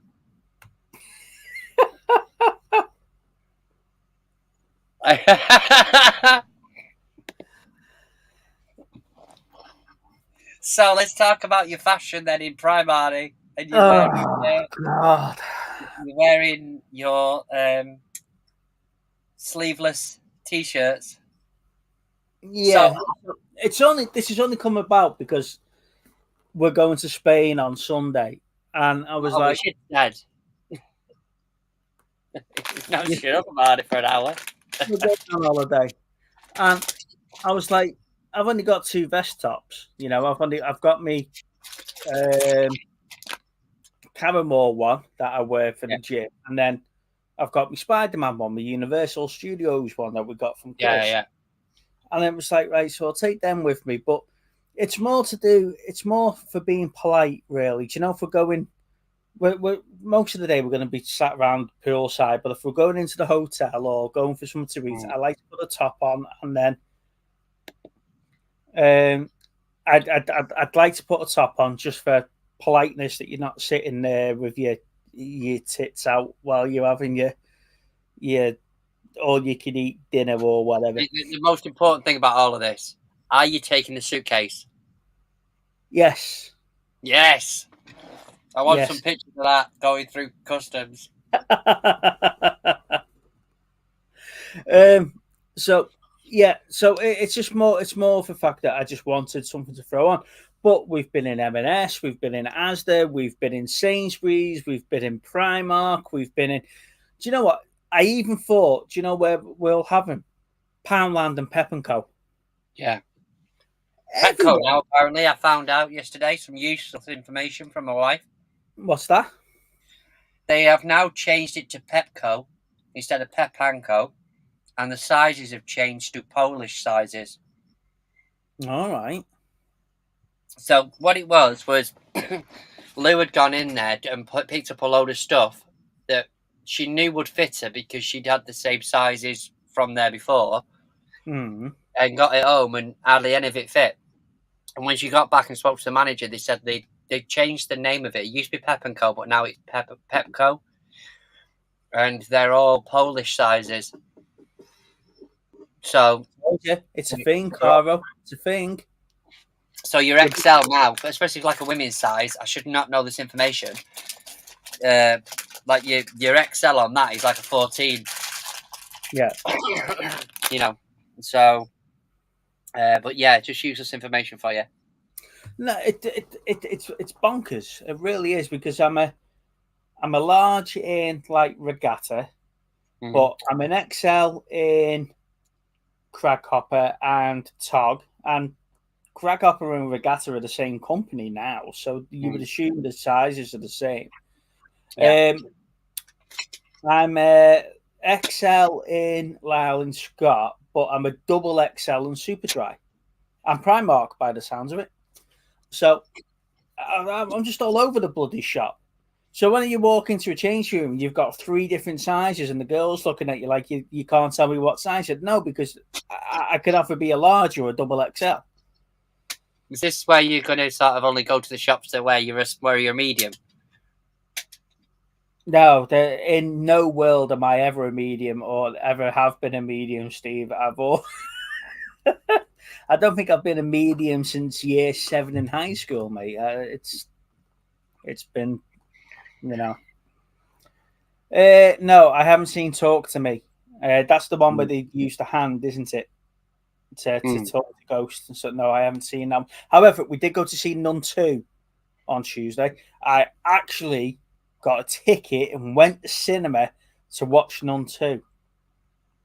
Right. It's shit. Okay, so that's one of your extensive reviews again, is it? Reviews, yeah. Lana said I should do a 60-second review, and I said it wouldn't be 60 seconds, it would be more like 6 seconds. How can you say it's shit in 60 seconds? Yeah, drag it out. Oh, right. Okay. Well, what did you think of the first one, though, compared to that, though? The Nun? Yeah. No, probably a little bit. Knowing that it's going to be a shit film. Yeah, but the last lot of Conjuring films haven't been great. That's going back to franchises where you were saying you wish you had a sequel to, and not they should bit 6 movies ago. The Conjuring's getting that way now. Yeah. So the Nun 2 follows on from the first Nun. So the original Nun's back in it, and the ghost is in it, and everything else. But the bit that ruins it for me is that because they think they've killed the demon in the first one, and then they think they've killed the demon in the second one. But then we know from the Conjuring series that the Nun demon, Valak, is in all the other films right the way through, including the Annabelle series. Okay. So we know that they haven't killed the demon in this one. You know, but then you get that you then get that that little throwback where they're ringing the Warrens at the end of Nun 2. Like in the first Nun, you got the throwback to them doing the exorcism of Maurice, didn't you? And then that carried on. In this one, they ring the Warrens and say, "Look, we've got a job for you," which is obviously the exorcism. So they link it back to the first film that way. But there's only so many times that these spin-off films can link it back to that first movie to say this is actually part of this whole scenario. I see what you're saying.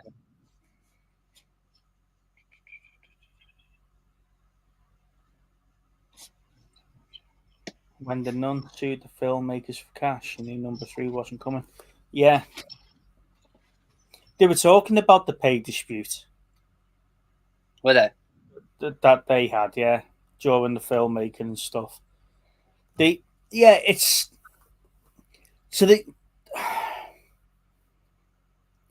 suppose it's like Freddy, isn't it? Every time that they come to kill Freddy, you know, he's back.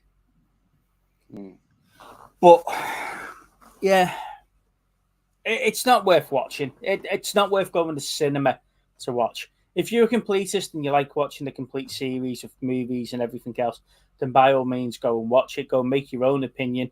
Dave, don't be put off by me. I know you're going to see it, but it's just one of those. It's just one of those movies for me that I wouldn't waste an hour and 40 minutes of your time in a cinema.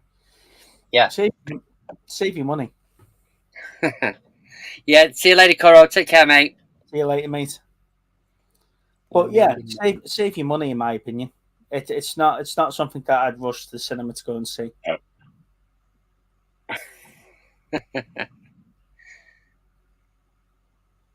So here's one for you. So this week, obviously, I've been mentioned about the last few weeks. I've been putting a bit of a collection together of Bottom, because we tend to watch the series quite a bit. At least 1 to 3. We've got it on the hard drive, and then I've got it on here as well. And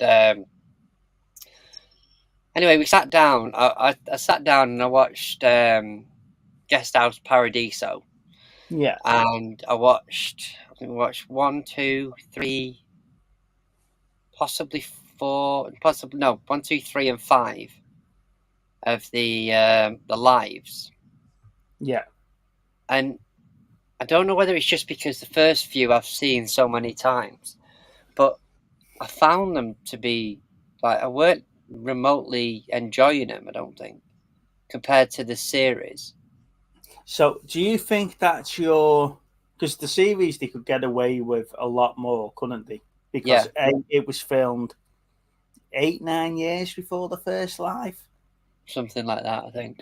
And then Guest House Paradiso came along, and that was meant to be the crown and jewel of. That was your international Hollywood movie, wasn't it?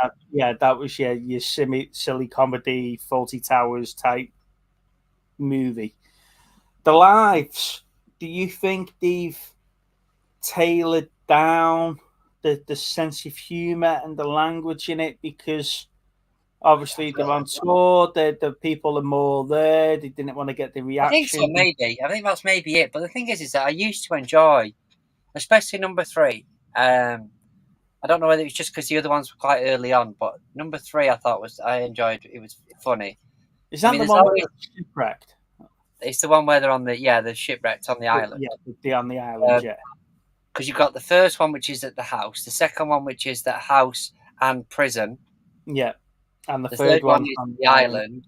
The fourth one is an island. Is on the island, and then the fifth one is in some sort of weird laboratory place.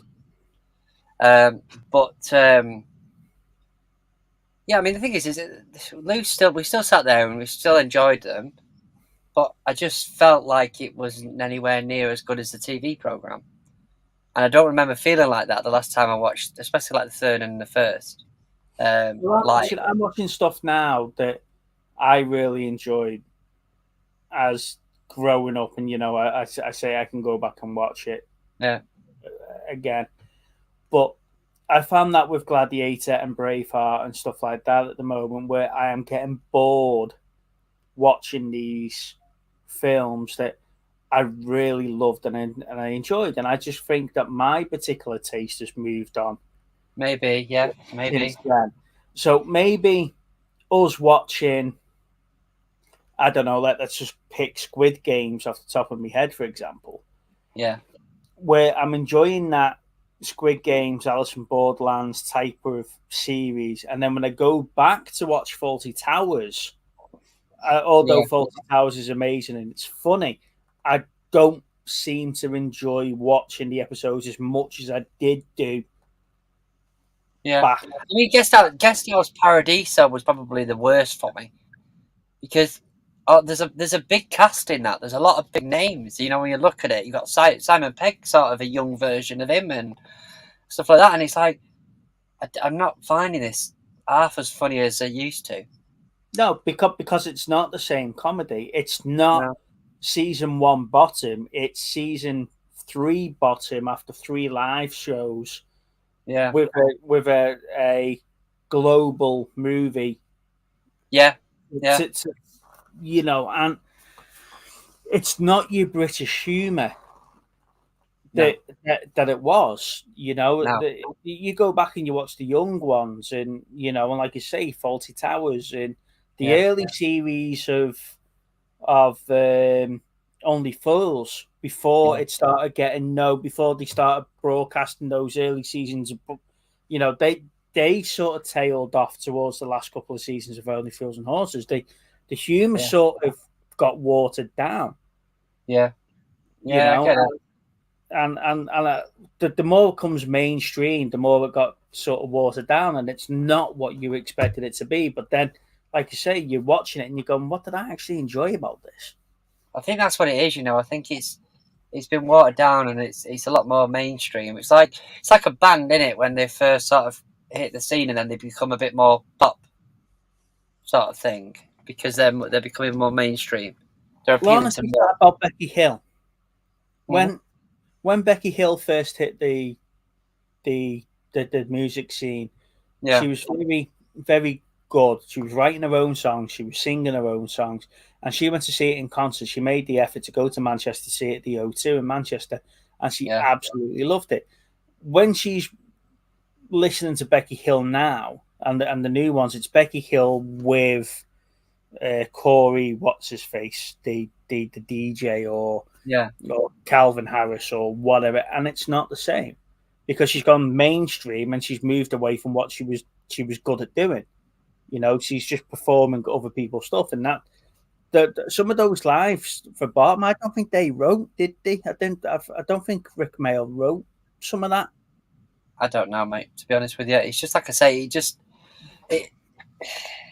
it just changed over the years, I think, and I think you've hit the nail on the head, to be honest. But it just made me wonder, like some of the stuff that I've got a whole wall sort of dedicated to TV series and stuff from my childhood that I'm trying to sort of collect, and I've got Fawlty Towers, I've got the young ones, I've got Only Fools and Horses, I've got Bottom, and I just wonder if how much of that, I mean, Only Fools and Horses I'll watch any day of the week anyway, but I wonder how much of that, if I go back, and whether or not I'd still enjoy it. I think it's a big question, isn't it? You've said that now, and you know me, I've gone back and I've got the X-Men, I've Thundercats and Transformers and stuff there. And I was looking at the box set for Mask.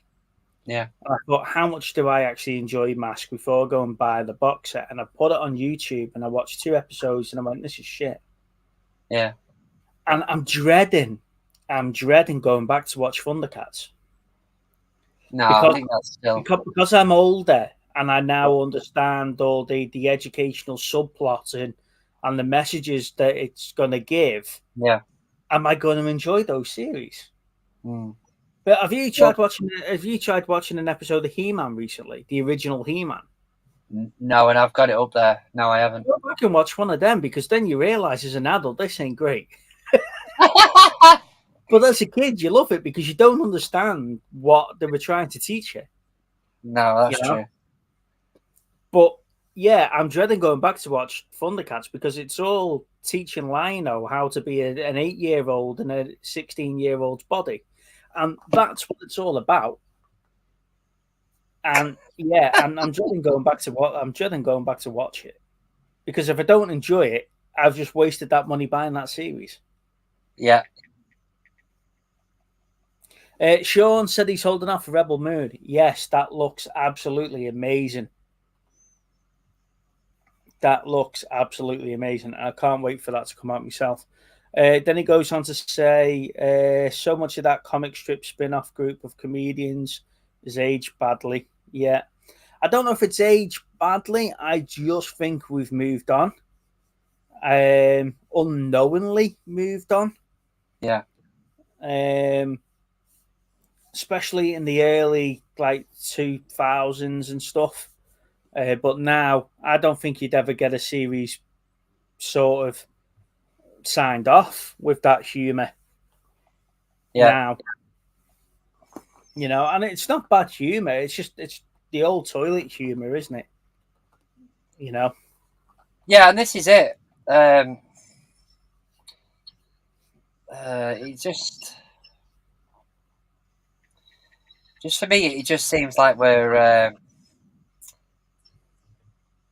I'm trying to think of what the best way to say it. I think, yeah, like you say, I think tastes have changed over the years. I don't want to think I've been sort of dumbed down from it, but I don't know. It's just some of the stuff I was like, the Guest House Paradise is just, I weren't finding a lot of that funny. Like, I remember years ago watching them, and if they were being sick on an episode or something, you're like, oh yeah, I can see it. It had like the thing down the side of the face and stuff. Yeah. And there's a whole sequence in that movie where just every man and his dog's got sick off this radioactive fish or whatever it is.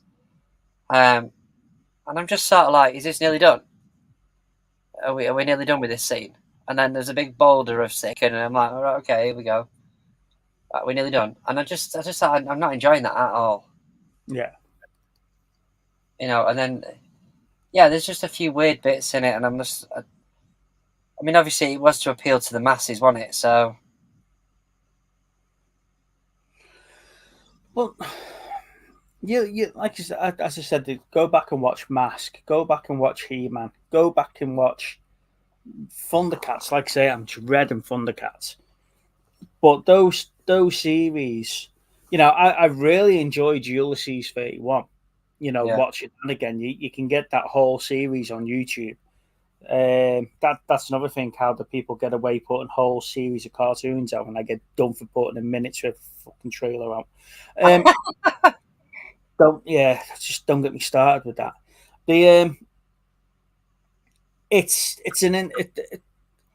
I don't know if it's me that's moved on from what I used to like. Have I grown up into different taste, or are we just being introduced to new things from around the world? Like, say, all these Korean and Spanish series, you like your Money Heist and stuff like that, didn't you? yeah. And what was the other one? The 3%, which was Brazilian. Stuff like that. Are we getting introduced to stuff like from other parts of the world that I'm enjoying more than what I'm enjoying our watered down sense of humor? Because some of those series, like you say, you're still getting people called like the F word, aren't you, and stuff like that in these foreign series where we're not even allowed to breathe that word over here. No, because it's offensive and stuff like that. So are we watering down our own comedy to suit the rest of the world, and the rest of the world are like, why are you even doing that? I don't know. It's a strange one. It's a strange one. Yeah, I know what you mean. But like I say, it's just for me. It just seems to be that we're going down that route in it, and I think we are. I think things are. I mean, there's a lot of that stuff is not socially acceptable now than it was. But yeah, like I say, it's a bit of a. We're sort of going round in circles a bit here, but I would say that it was a bit of a surprise to me that I didn't enjoy him as much as I thought I would. And I was like, okay, well, maybe my choice, maybe it's me, maybe my taste has changed or whatever. But The big question is, you're watching this stuff and you know it's not for you. Yeah. Are you going to trade him in? No. Oh God, no. No. Just because it's part of the collection. Sean saying here, people editing what they say for 100,000 people because of the 100 people. Yeah, but unfortunately, mate, that's where we are with it all, aren't we? You can't risk to offend one person by making the other 999 of them laugh. I think Ricky Gervais said something cool, and Johnny Vegas said that, didn't he? Really, Yeah. But Dave Chappelle said that on one of his live streams on one of his specials on Netflix. When the people were complaining to have it taken down. But I don't know. Are we? I think comedy in the whole is changing, and it'll be interesting to see what comedy looks like. Just one quick one. Could you have a look at your phone for me and just send me the alert? I've just what it is I've changed my phone, so I'm just having to log into our YouTube. There you go. I just accepted it. Thank you, mate. I meant to do it the other day, and I was meant to message you, but yeah, just to sort of change the subject ever so slightly, I've upgraded to the iPhone 12, which is not an upgrade for a lot of people, but I had the XR before. But it's because I've got more storage, but it's also better picture. So I'm hoping to get some better quality video out of that. Because the other one was only 64 gig, whereas this is 128. So every time I had to do a video, I had to get it. I did it on my iPad. I had to get it off and downloaded before it come across over to my iPhone, because then it would just fill up my iPhone with what was left. So it's for change for the better, but I just forgot to do it so that I can log into that. There we go. Carry on, mate. Yeah, I forgot what we were saying now. No it'll be interesting. It'll be interesting to see what comedy looks like in 10, 15 years. Right, so it will be. So are we looking at a? Do you want me to look at a homework off the wheel, or what? What's the deal? Do you want me to just watch something this week? I don't know. Just pick a film and watch it and review it. Okay. What's the one film that you've always wanted to see that you've not seen yet? Dirty Dancing. You funny fucker. Hey, Luke. Oh, thanks. Luke. I really appreciate that, Luke. Well, we're going to be heading off in a second anyway, because we've been on for 2 hours now, and Steve's definitely shriveling to an old. I'm trying to think the right words for you now. But you don't like being up behind, do you? Hold the train of thought. Yeah, maybe. Even though I have been off work all week. Do you know what the hardest part about being off work all week is? Trying to resist going to sleep at 1 o'clock, having a bit of a power nap. Oh, okay. That's the hardest. I think because I'm not working and I'm not churning my brain all the time, I get sort of like worn down in the afternoon. Oh, you've had 2 weeks off then? Yeah, I've had this week off, and I'm off all next week as well. We didn't know when we were going 4 days away.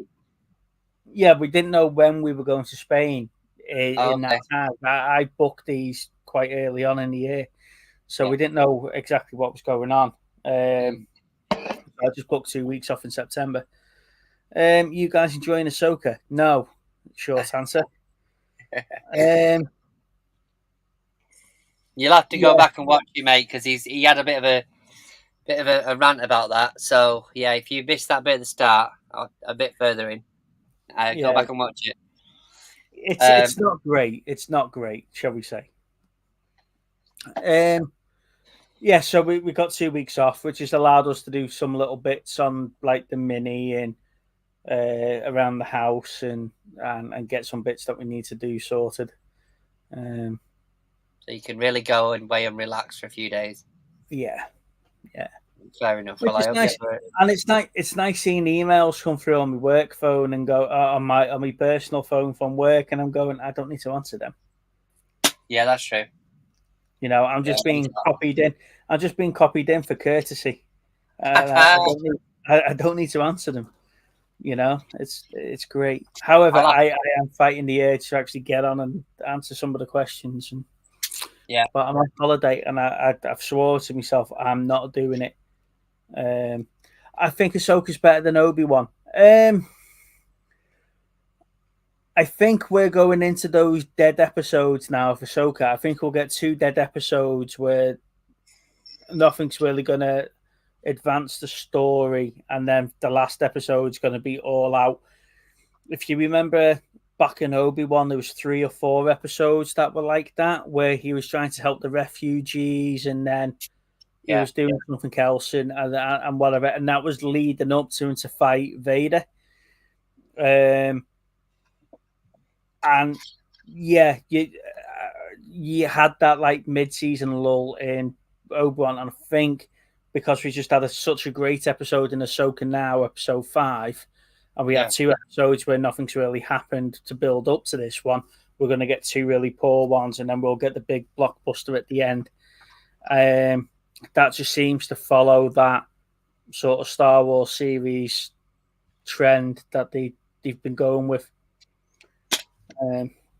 I hope not, because like I say, I love the characters that were involved in Ahsoka. I think they have been built up in other media streams so well, and let's just hope that they haven't ruined it. For me, they've ruined the character of Ahsoka. Fair enough. So that answers your question, Luke. Right, come on then. Before we both shrivel up. Right, okay. See you soon. Thank you very much, everybody. Don't like dislike it. And we'll see you soon. Bye.